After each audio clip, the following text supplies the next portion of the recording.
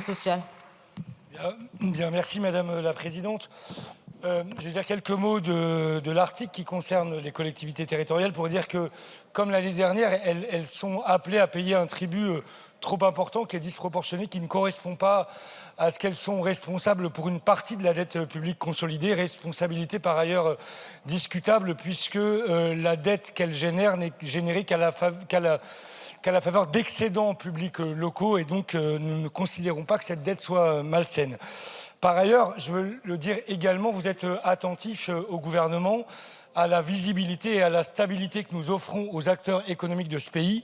Je veux dire que les collectivités territoriales, ça a été dit précédemment, pour ce qu'elles représentent 60 à 70% de l'investissement public civil, qu'elles contribuent à l'activité économique de ce pays, sont des actrices économiques prépondérantes de la nation et qu'elles auraient le droit normalement à la même stabilité fiscale et réglementaire que les autres acteurs économiques que vous défendez par ailleurs.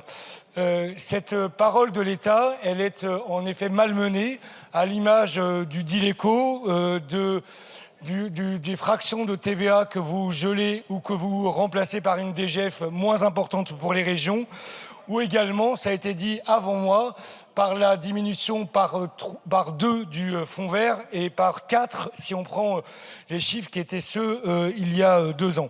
C'est également le cas d'ailleurs du fonds chaleur de l'ADEME que le Rassemblement national propose ni plus ni moins que de supprimer, qui aide beaucoup de collectivités territoriales à assumer les politiques énergétiques dans les territoires.